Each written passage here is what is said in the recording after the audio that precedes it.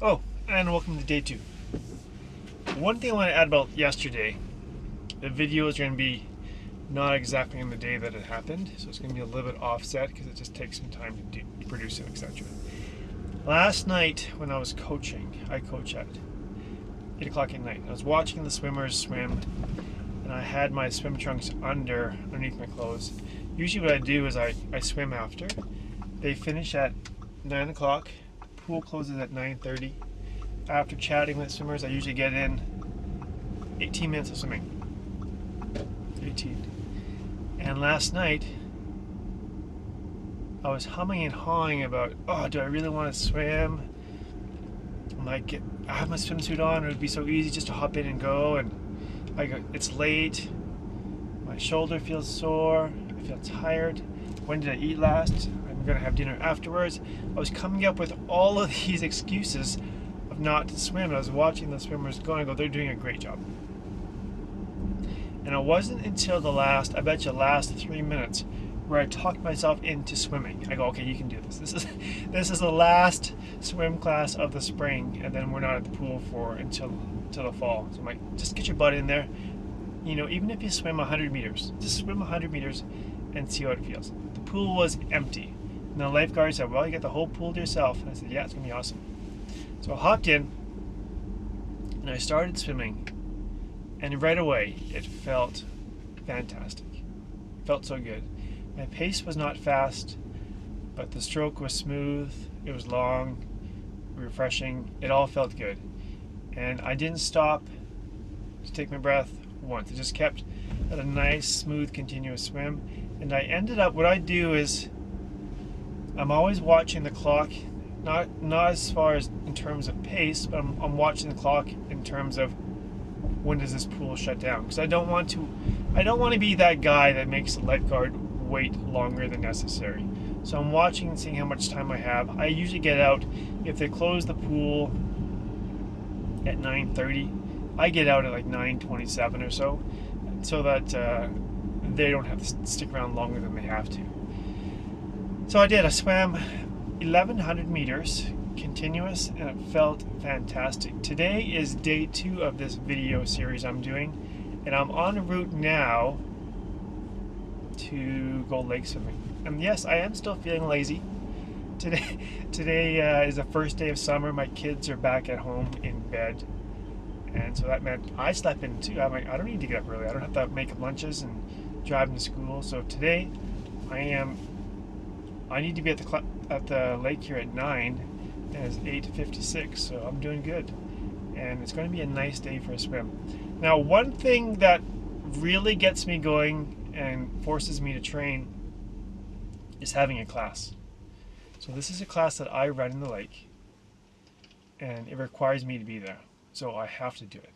So there's no getting out of this one. So if you can find a way to make training, it has to be done. Like if you sign up for a class, well, I signed up for it, I have to do it. It makes it a lot easier. So today's an easy day for me for training because I have to do it. I have 2 swims planned. I have this one in the morning at 9 and then one at 5. So today's an easy day for training for me. All I have to do is show up and move my arms.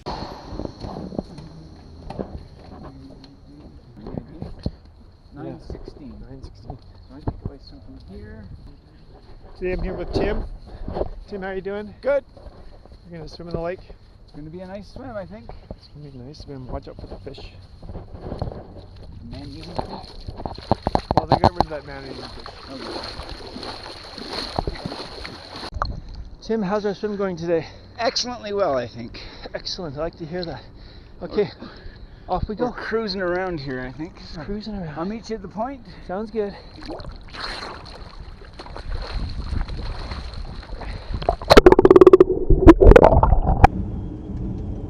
Okay, so I made it through the swim. The swim was good. I had Tim to swim with in the morning. He's one of my fastest swimmers that I coach, and it's fun to try to stick with him as best as I can. He had to catch a plane to Edmonton, so we cut it short. So we ended up doing 1,500 instead of 2,000. And on the way back, I ran into one of my slowest swimmers, Dylan, and so I cut across the lake. It's not that big of a lake.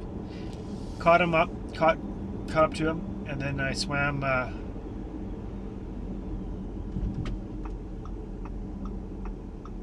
Sorry, I didn't want to crash. Then I swam with him for the next 40 minutes. But it was good. And there was a moment in the lake where I was talking to Dion,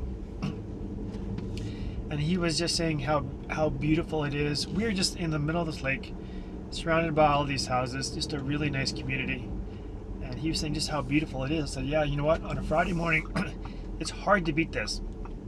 With the sun out, nice calm water, it really is a nice place to be. And it's a reminder to me that, you know, sometimes when you don't want to train, it's really it's good to get out there because you feel so good doing it, and it's a wonderful reminder of why it's so good.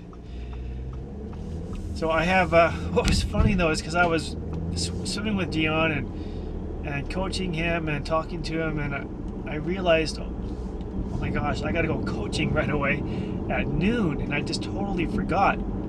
Like I said, my kids are on summer holidays.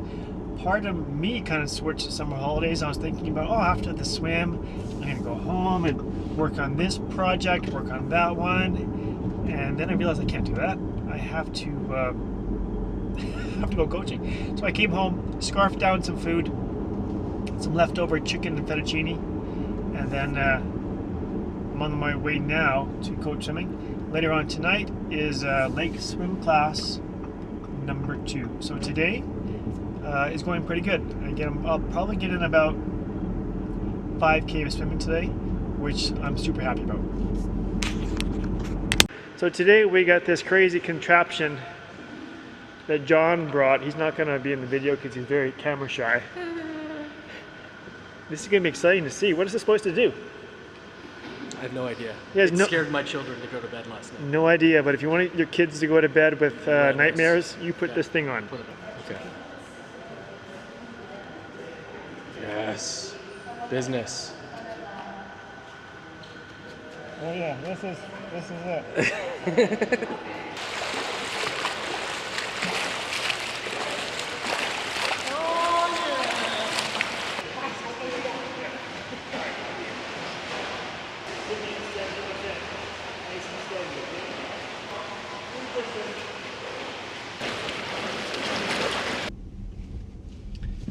Okay, so I just finished swim class. It went good. It was actually a lot of fun.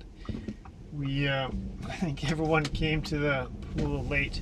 This was the last swim class of the spring, and so swimming won't start again until the fall. And I thought for a second there that no one's going to show up. But we had a few swimmers show up, and we had a swimmer bring this new thing he bought.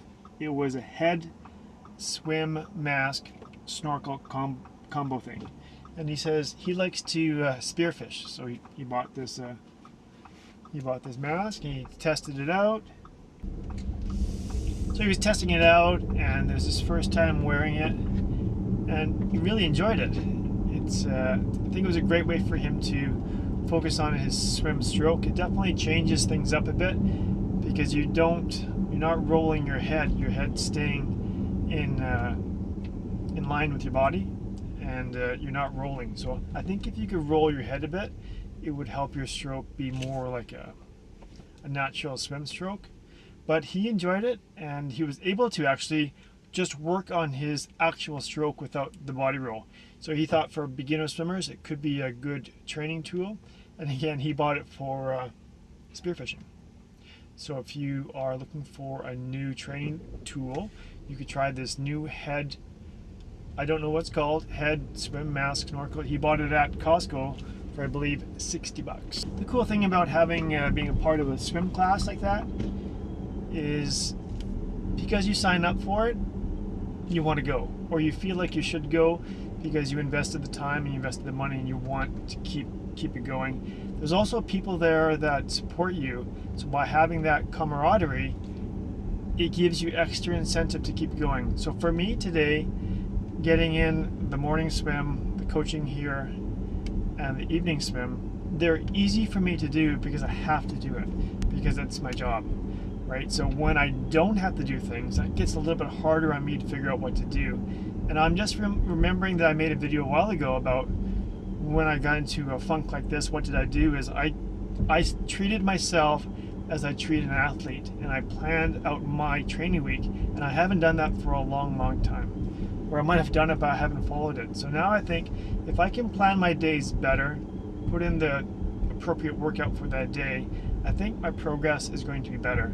So that's a good tip for me and for you to keep your training plan or your training week up to date and look ahead and see what you can be doing each day. Okay, so I would just quickly want to end the day 2 of this journey for me. I went to my 5 o'clock light class. The sky was looking relatively black, and the last couple of Fridays here in Calgary we've had lots of thunder and lightning, so I thought, here we go again, another thunder and lightning, not going to be able to swim. But the clouds stayed away and we were able to get the swim in, so I was able to complete the class and get in another 2Ks. That was good. So tomorrow is going to be a big day. It's a Saturday bike class, and I have planned for myself 6 hours followed by a 30-minute run afterwards. So cross my fingers everything goes well, and we're going to get that workout in. So that's it. Time for bed. Good night, everybody. See you later.